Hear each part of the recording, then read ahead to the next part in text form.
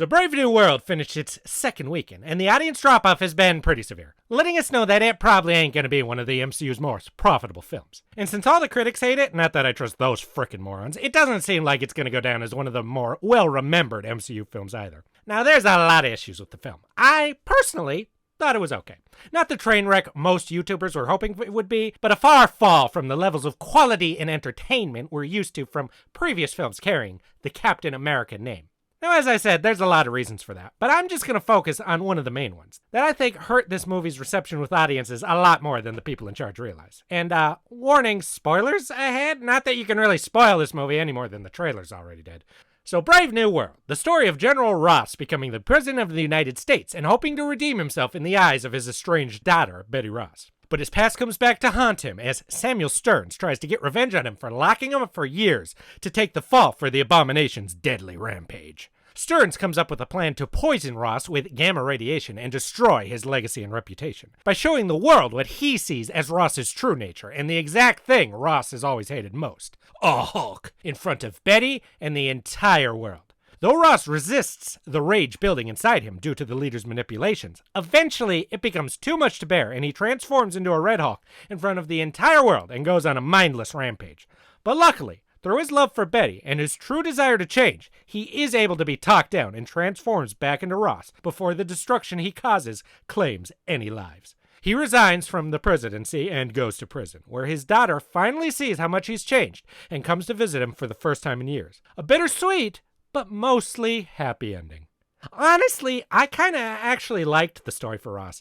I was a fan of Red Hulk in the comics until they revealed he was Ross, which I thought was just stupid for many reasons I'm not gonna go into here. When they announced they were gonna do Ross as Red Hulk in a movie, I figured it would just be completely stupid too. But they surprisingly came up with an interesting reason why Ross was turned into a Hulk, being that Stearns saw it as the ultimate form of punishment for him. And I thought the arc they attached it to of Ross trying to change to be better while fighting his inner nature is also a pretty good arc for the character that made this long-term MCU character more sympathetic than I'd expected them to in this movie. Now, the writing and execution, I mean, it could have been a lot better, especially the part about him calming down and returning to Ross. But I appreciate what they were trying to do, and it leaves the character in an interesting place where I'd actually like to see him again in a future movie. I was also quite glad to see the leader and Betty again after all these years. The cliffhanger on Stearns at the end of The Incredible Hulk always nagged me, and I'm glad to see it continued in at least some form. Yes, I mean, I would have preferred that he was portrayed a lot differently and a lot smarter, but I'm just thankful to see this continued when I thought we'd never see him again. And continued in a way that wasn't just some garbage joke like Abomination was. And for Betty, she is such a big character, to have just completely disappeared was weird. Her just being gone with no even small line of dialogue as to why always annoyed me. And I really appreciate them not just bringing her back quick, but actually making her a driving force in the movie and referencing her and her father's broken relationship. So though I personally would have done a lot in this movie differently, I think Ross, Stearns, and Betty were all done with at least some respect to their levels of importance to fans, and I consider this a perfectly serviceable sequel to the lore and characters of The Incredible Hulk. But, that's the problem. This is not a frickin' Hulk sequel. This is a frickin' goddamn Captain America movie. And the Captain America side of this movie is not even half as interesting as the Hulk side is. Sam doesn't really feel like Captain America. He never does or says anything that defines him specifically as Captain America, and not just Sam Wilson wearing the stars and stripes. Steve Rogers as Captain America represented the spirit of freedom within the country, and every movie used the balance between freedom and tyranny as a central theme. For Sam Wilson, what does he represent when it comes to America? If you listen to Anthony Mackie's comments, well, apparently nothing. He's just a cool guy who fights bad guys, and America is irrelevant to the guy named Captain America. Now, halfway through the movie, Bucky attempts to give an explanation that Sam represents the common man or something to that effect, which I think would have been a pretty cool angle, but that's obviously not true. I don't know about you, but I'm pretty much the common man, and I don't have access to vibranium armor, an advanced wingsuit, tech drones, or the ear of the President of the United States. Sam's past as a counselor to soldiers is brought up, which I think is a smart move and is used as a tool for him to help reach out to Ross and help him focus on what really matters. But this isn't something related to America. This is related to Sam Wilson specifically. Honestly, this movie probably should have been called Falcon with a Star Painted on Him, Brave New World. Again, though, this isn't even the worst place to go with the character as Captain America, though. Steve just kind of handed him the shield. He can represent an unsure of its identity, modern version of America, or something to that effect. Or just be a movie about Sam Wilson honoring the past. Plenty of things that you could have worked with there, and it would have been an interesting Captain America story, I think. But Sam doesn't really have the chance to do any of that, because for some reason, they decided to make this a Hulk movie. As a Hulk movie, the theme of this story is about rage and losing control, specifically while trying to change from being defined by the mistakes of your past and turn towards a better future. And again, you could even do that story and tie it to America if you wanted to. Have Sam's arc be people enraged at him for taking the mantle of Captain America from Steve Rogers, and Sam feeling anger and resentment about it because Steve handed the shield to him. But because he wants to honor Steve, he refuses to give in to those feelings and instead embraces a positive, forward-thinking future. Tie that all into what Ross is going through, and at the end, everyone hugs it out and is happy. The end. But that wasn't the movie either. Sam's arc in this movie is just that he's unsure about being Cap, and by the end, he's still pretty unsure, but a little more sure. This ain't really Falcon or Captain America. It's friggin' Rodimus Prime. Sam seems to have a respect for Ross trying to change, and I like that part, but honestly, it kind of makes Ross feel like the actual main character of this movie, not Sam. Sam really just does all the action scenes. Literally, I think they could replace Sam's role with Bruce Banner, and the movie wouldn't really be all that different. Have Ross reach out to Banner to bury the hatchet, both to assure the American people he's not holding on to old grudges, and to try to show Betty how much he's willing to change. Banner is likely seen as a hero by the general public, so have Ross also reaching out to Banner to reform the Avengers, which Banner is unsure about for all the same reasons Sam was.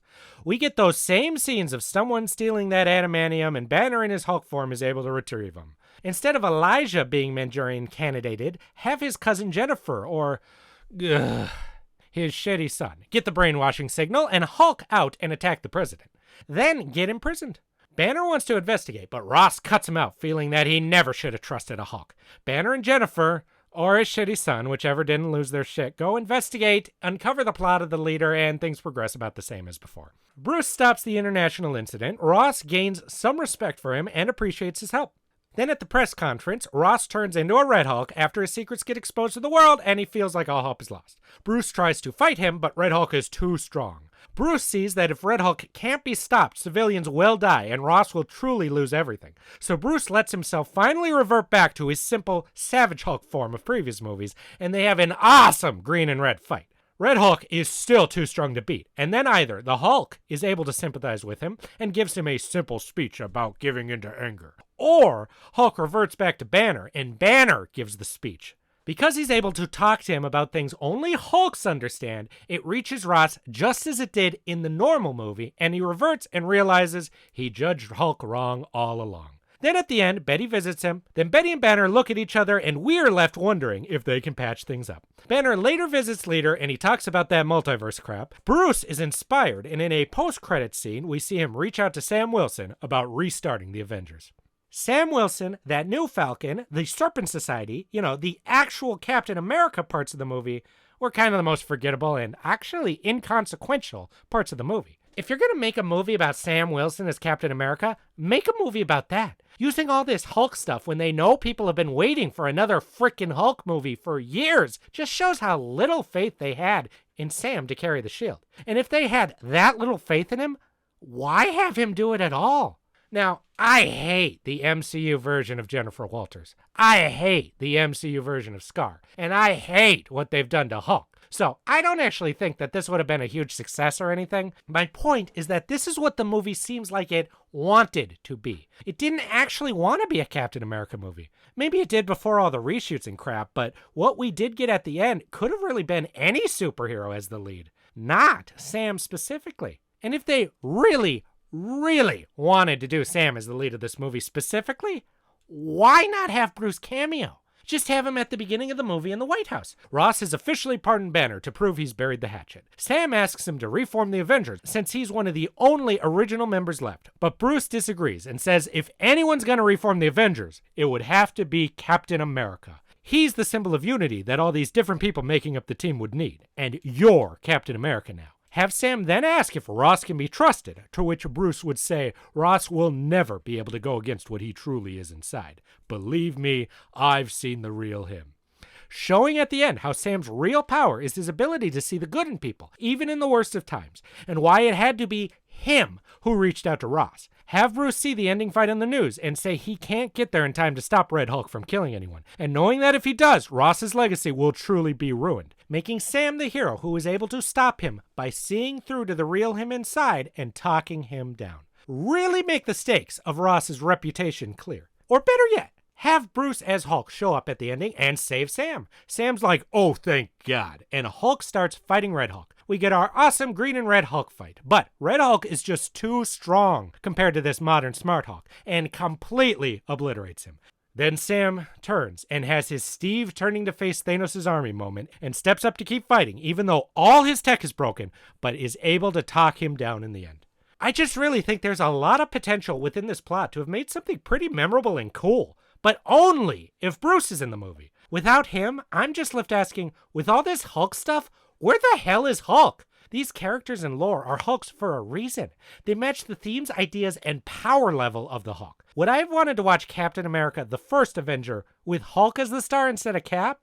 Well, yeah, I mean, of course, that sounds pretty freaking awesome, but you toss a Hulk in pretty much anything and it's going to be pretty entertaining. A better example would be, do I want to see a Captain America, the Winter Soldier starring She-Hulk? Dear God, no. Oh, God, no. I really wish they would have decided to make a Sam Wilson Captain America movie or a Hulk movie. This mixing both together bullcrap just comes out with some weird blend that doesn't really give either side their due. Sure, it worked okay in Thor Ragnarok, but that's because they did decide which movie to make. It's not a Hulk-Thor movie. It's a Thor movie guest starring the Hulk. The only Hulk stuff they used was the Gladiator outfit and the name Sakaar. Everything else was just Thor stuff. And it was kind of fun because we got to see a bit of a companion piece to all the heroes on Earth from Civil War. And it leads well into Infinity War. There was an actual reason to it. Why they chose this, though, besides sheer desperation to trick people into theaters when they thought they weren't interested in Sam Wilson, I really couldn't guess. I really think the vast majority of people who went to check this movie out were just curious about what the hell this Red Hulk was. And when people started to realize that if you saw the trailers, you saw like 50% of the Red Hulk scenes, they kind of lost interest. So it'll be interesting to see how it does after the third weekend. Even at the most conservative estimates, this movie's got to make around $425 million just to break even. Not even to make a profit. And I'm curious to see how close it gets to that. And even with that, there are plenty of relatively reputable sources out there saying that that number is still well below what the movie will actually need to make to break even. If they just made a Hulk movie instead, though, where Hulk fights Red Hulk, nice and simple, I think that would have likely made a shitload for just the end fight alone. Whatever. What do you think? Do you agree with me that this movie would have worked better with Bruce in it in at least some capacity? Or do you completely disagree with me and think She-Hulk starring in The Winter Soldier would have been awesome? Will anyone watch this movie and be won over for watching the MCU continue into Doomsday, or is this going to hurt that thing's chances? Let me know below, and until my next video, as Sam Wilson always says, Hulk smash! That like button, that is.